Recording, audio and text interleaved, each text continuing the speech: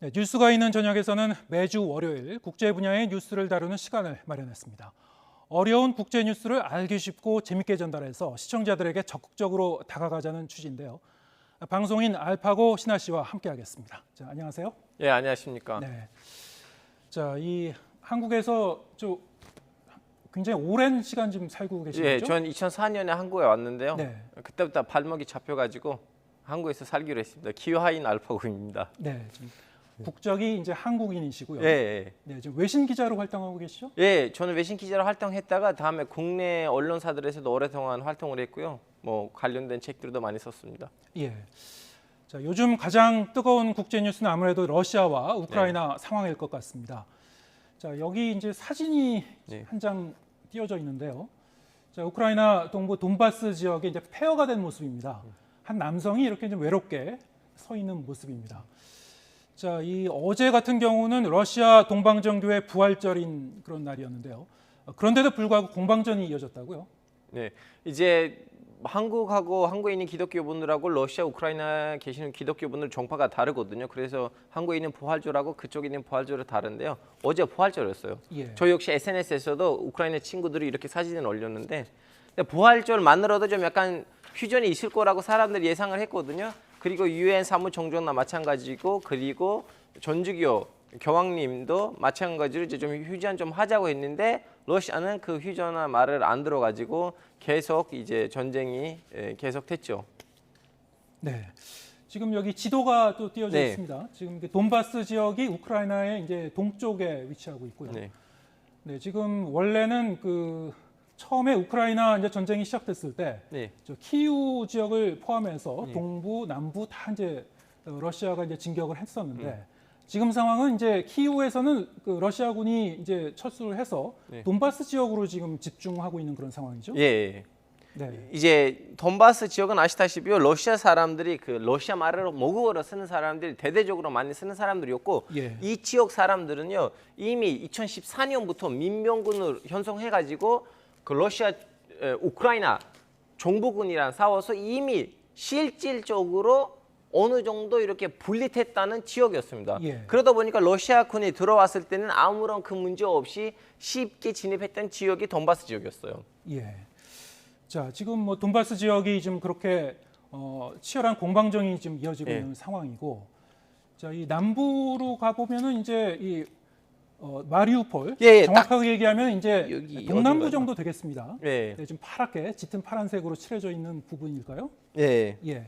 마리우폴의 이제 그 제철소에 많은 그 우크라이나 사람들이 지금 그 고립되어 있는 상황이라고 하고요. 러시아군이 이제 포위하고 있는 그런 상황이고, 자, 이 제철소에 있는 그 많은 그 민간인들의 안전도 계속 좀 걱정이 되고 있죠. 예, 지금 이제 다시 말씀드리자면 이 돈바스 지역은요.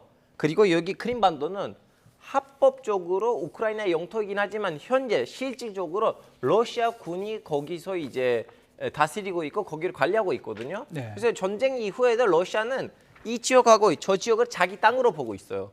자, 그러면 이 두 개 지역을 연결시킬 만한 지역이 어디냐면 여기 마리우폴이거든요. 예. 그래서 러시아 군 입장에서 무조건 마리우폴을 점령을 해야 돼요. 그러다 보니까 지금 거기서 치열한 전쟁이 벌어져 있는 상황이고 그리고 지금 군인들과 함께 현지인 1,000명도 이렇게 거기서 지금 포위된 상황인데 좀 무사히 그 시민 1,000명 넘게 그분들을 좀 거기를 해피했으면 좋겠습니다. 개인적으로.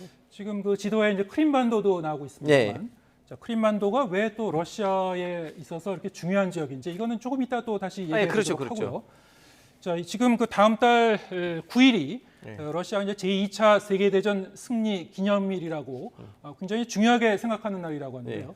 자, 그 기념일에 맞춰서 전쟁 승리를 선언하려고 서두르고 있다. 이런 분석도 나오고 있습니다. 자, 이런 분석이 왜 나오냐면요. 이제 러시아 같은 권위적인 나라들에서는 좀 약간 의미 있는 나라의 의미 있는 행동을 하자는 그런 움직임이 있거든요. 자, 한국도 이제 잘 북한을 보시면 그런 일들이 많았잖아요. 북한에서도.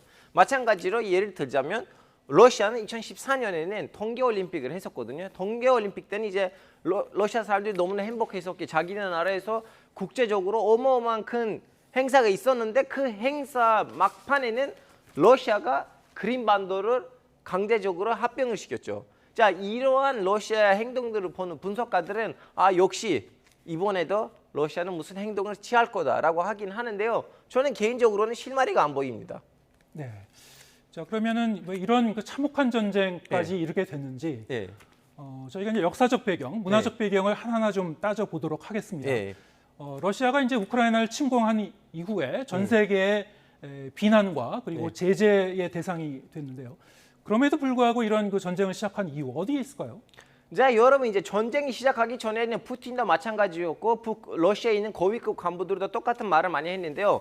원래 우크라이나라는 땅이 없었다. 원래 우크라이나는 러시아 땅이었다라고 말을 하는데요. 그 말을 왜 하냐면요. 예전에 우크라이나도 러시아도 벨라루스도 하나의 같은 나라였습니다. 그 나라 이름이 키예프 루스였습니다. 이제 여기 사진 나와야 되는데 이제 여기는 보시다시피 흑해이고요. 여기 그때 비잔틴 제국이었고요. 이제 이 지역에는요, 여러분 우크라이나 사람들, 벨라루스 사람들, 러시아 사람들 같은 민족으로 살고 있었어요. 그리고 나름 그 당시에는 강력한 나라였는데요. 한국으로 따지면 독립신라라고 생각하시면 돼요. 여기 그 남쪽이 당시 시기가 한 1000년 1200년이었습니다. 1200년. 예, 1200년이었고요. 여기 키예프에 있는 사람들이 나머지 모든 러시아 사람들을 합병시켰어요. 그래서 예. 동일 나라가 돼버린 건데 한국도 마찬가지, 여기도 마찬가지인데 동쪽에서는 이제 몽골 제국이 쳐들어옵니다. 네. 쳐들어와서 이 어마무시한 큰 나라를 붕괴시키죠. 이 계기로부터 시작을 해서 러시아, 벨라루스, 우크라이나라는 세 개의 민족 아니면 국민이 탄생하는 거고 다시 정리를 하자면 800년 전으로 가면 이 민족들은 다 하나의 같은 민족이었습니다. 네. 자, 이 뭐 한 1000년 전, 한 네. 900년 전, 1000년 전으로 이제 그 역사의 이제 뿌리가 이제 거슬러 올라가는 거군요. 예. 네. 그럼 이제 러시아하고 우크라이나가 언어와 뭐 문화적인 면, 뭐 민족적인 그런 면에서 상당히 뭐 동질감이 있다고 봐야 되겠군요. 예, 이제 아시다시피 방금 전에 말씀드렸다시피 여기 이제 몽골 제국이 와서 이 나라를 붕괴하고 난 다음에는 어떤 일이 생기냐면요. 바로 여기에 있는 여기 사진 나왔는데 바로 옆에 있는 폴란드, 리투아니아 연합방국이 커다란 나라가 이렇게 붕괴됐다는 걸 보고 탐을 내서 오늘날의 우크라이나의 서부 지역하고 중부 지역으로 점령을 합니다. 예. 이제 그때부터는 우크라이나 사람들이 폴란드의 지배를 받게 되는 거고요. 나머지 남는 땅도요. 몽골 제국이 분배를 시켜서 식민지합니다. 자, 그 시간 이후로부터는 러시아 사람들은 몽골 제국을 통해서 아시아의 영향을 받는 거고요. 이 우크라이나 사람들도 폴란드를 통해서 유럽의 영향을 받게 되는 거예요. 네. 지금 뭐 그 주변 지역에 여러 가지 이제 문화적인 영향을 받은 네. 그런 어떤 역사적 뿌리를 이제 저희가 살펴봤고요. 그렇기 때문에 지금 이 21세기 지금 시점에서는 우크라이나 지역에서도 좀 그 유럽에 좀 더 가까운 그런 정서를 갖고 있는 주민들도 있고 좀 친러시아적인 그런 성향을 보이는 그 지역도 있고 좀 지역마다 조금씩 다른 것 같군요. 그렇죠. 러시아 지금 우크라이나라는 그 땅 통일을 보시면요. 동부 지역은 특히 그 돈바스 지역 위주는요. 자신을 어떻게 보면 러시아 사람으로 생각해요. 예. 그리고 중부 지역은요. 자신은 우크라이나 사람을 생각하지만 아직도 그 옛날 민족적인 성격들이 아직도 갖고 있고요. 서부 지역은요. 자신을 우크라이나 사람을 생각하면서도 우리는 유럽의 민족이다. 우리는 유럽의 일부다라고 생각하는 사람들이에요. 예, 그렇군요. 그 남부 지역의 이제 크림반도 쪽은 어떻습니까? 크림반도는 완전 다른 케이스고요. 예. 크림반도는 정통적으로 우크라이나도 아니고 러시아 땅도 아니고 네. 거기 타타르 민족들은 자기네 나라를 만들었었는데 예. 러시아는 그 크림반도를 오스만 제국이랑 싸우면서 가지고 왔던 영토였어요. 근데 소련 시절에는 이제 두 번째 당서기 쿠르치오프 당서기는요. 이 크림반도의 자치 지방 행정이 이대로 가면 너무 힘들다. 러시아 공화국보다는 우크라이나 공화국 밑에다가 놓아야지 지방 행정 더 편리하다. 자, 보시다시피 이건 소련 시절의 러시아였고요. 예. 소련 시절의 우크라이나인데 소련 당서기는 이 땅을 여기보다는 여기에다가 주면 더 많이 편리하게 관리할 수 있다는 판단으로 이제 우크라이나한테 줬는데요. 소련이 붕괴되고 난 다음에는 러시아 사람들이 억울한 거예요. 왜냐하면 이거 원래 우리 땅이었는데 이 소련 체계 때문에 우리는 우크라이나한테 갖다 줬는데 다시 돌려받아야 되는 거 아니에요? 하면서 거기에 항상 욕심이 있었죠. 당시에 그러면 후르시초프 서기가 네. 이 크림반도가 사실은 러시아 입장에서는 굉장히 중요한 지역이라고 하는데요. 네. 자, 이 크림반도를 좀 뭐랄까요? 좀 소홀히 생각한 걸까요? 어떤 좀 그 결과론적으로 보면 그런 부분도 있고요. 그리고 러시아한테는 어쩔 수 없는 그 줄임 문구입니다. 자, 여러분 아시다시피 러시아는 추워요. 러시아 항상 남아 정책이 있어요. 따뜻한 바다 나라를 가고 싶어요. 근데 갈 데가 없어가지고 이분들한테 유일하게 그 갈 수 있는 열쇠는 바로 크림반도예요. 물론 정치자분들이 소치라는 바닷가 도시도 있는데 거기는 부족하냐고라고 생각하실 수가 있는데 거기에다가 배를 진입시킬 수가 없어요. 유일하게 러시아는 흑해에서 여기 흑해를 컨트롤하려면 크림반도가 필수입니다. 네, 지금 이게 러시아 땅이고요. 네. 러시아에서 이제 이 해양으로 이제 진출을 하려면 그렇죠. 서쪽으로 나가려면은 자 여기를 통과해서 이 흑해로 이제 나가야 되죠. 그렇죠. 특히 이제 크림반도가 특히 이제 중요한 이유 중에 하나로 이제 부동항이 있다. 그렇죠. 뭐 이런 얘기도 있는데요. 소치에서는 부도항을 설치할 수가 없어요. 소치라는 그 유명한 러시아 바닷가 도시에서는 할 수가 없으니 크림반도에서 하는 거였는데 그동안 우크라이나는 러시아한테 임대를 줬습니다. 크림반도를. 근데 어느 순간부터는 임대 안 하기로 해가지고 러시아는 이제 그 땅을 가지고 가야겠다는 생각으로 14년에 가지고 왔죠. 네. 자, 이 크림반도에서는 그 우크라이나의 이제 자치공화국이었는데 예, 예. 러시아와 이제 합병을 결정하는 주민 투표에서 90% 이상의 이제 찬성이 나왔었죠. 네. 자, 이 당시 이제 이 그 선거 결과를 보면요. 네. 자, 이 찬성이 96.77%가 나왔습니다. 네. 뭐 압도적인 그 찬성표라고 할 수 있는데요. 자, 이 크림반도에 사는 주민들의 이제 성향, 친러시아적인 그런 정서를 이제 엿볼 수 있죠. 저는 크림반도 사람들이랑 만나봐서 얘기를 해봤거든요. 이제 무슨 상황이냐면요. 일단은 방금 전에 말씀드렸다시피 이 크림반도는 역사적으로는 러시아 땅이었기 때문에 지금도 그때도 2014년에도 러시아 사람들이 압도적으로 많이 살아요. 네. 그리고 여기서 러시아 사람들이 많이 살다 보니까 러시아 말을 쓰겠죠. 근데 우크라이나는 러시아 교육 반대 법을 만들면서 이 지역 사람들의 분발이 너무 심했습니다. 그리고 그 이후로부터는 지역 민병군이 형성돼 가지고 러시아의 지원을 받아서 우크라이나랑 전쟁을 했는데 우크라이나를 이기고 거기서 이제 자치 행정을 만들고 바로 국민 투표를 했고요. 그때 96% 나왔어요. 네. 물론 여기서 경제적인 요원은 돼 있어요. 우크라이나 경제하고 러시아 경제를 비교를 했을 때요. 러시아 경제가 더 앞서가 있거든요.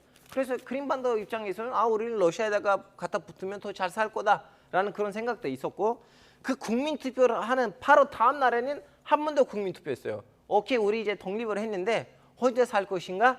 아니면 러시아랑 합병을 할 것인가?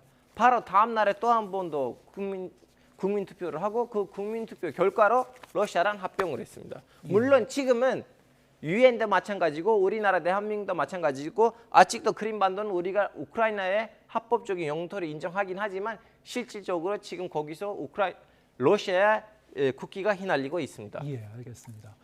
우크라이나 이제 전체적으로 보면은 예. 사실 우크라이나의 정부가 어떤 성향을 가진 정부가 들어서느냐에 따라서 예. 그때 이제 분위기가 달랐던 것 같아요. 예.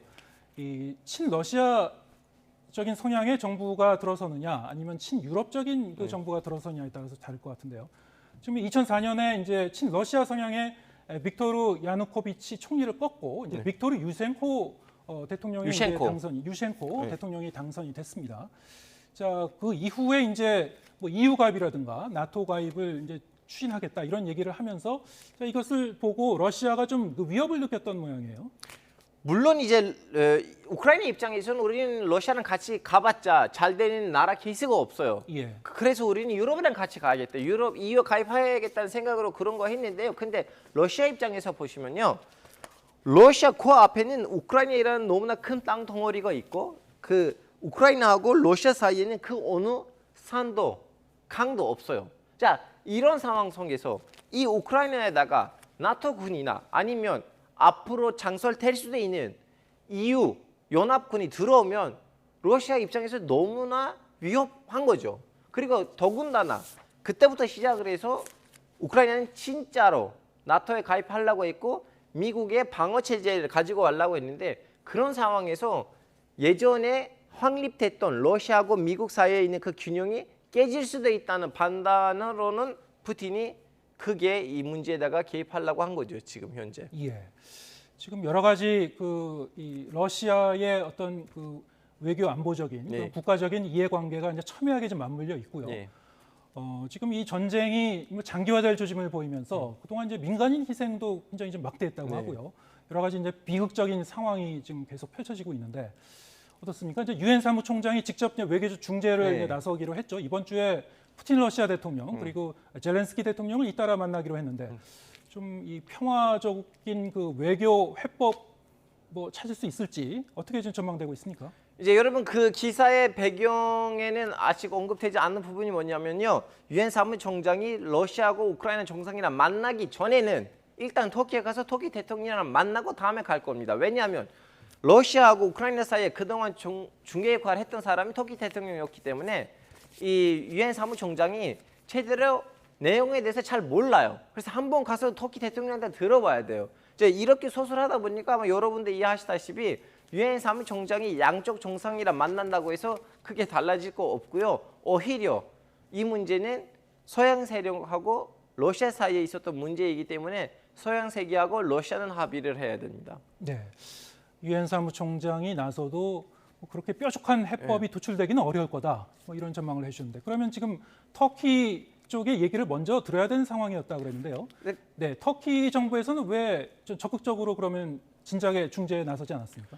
터키 정부도 솔직히 말하자면 이번 우크라이나 전쟁을 하나의 큰 기회로 보고 있었습니다. 왜냐하면 그동안 이란의 핵 문제 때문에 터키 그리고 시리아 내전 때문에 터키의 이미지는 그동안 서양 세계에서는 너무나 나빴고요. 예. 왜냐하면 터키는 정통적으로 친미국가이자 친서양 국가로서 항상 미국하고 서양의 입장을 들어줬었어야 되는데 그걸 그동안 안 했고 바이든 대통령도 역시 당선되고 난 다음에 전화하지 않았던 몇 명 대통령 중에 하나는 터키 대통령이었는데 이번에 터키 대통령이 이 우크라이나 전쟁에서 열심히 중개 활동하면서 이제 그동안 버렸던 자기 신뢰, 크레딧을 다시 한번 회복하려고 하는 겁니다.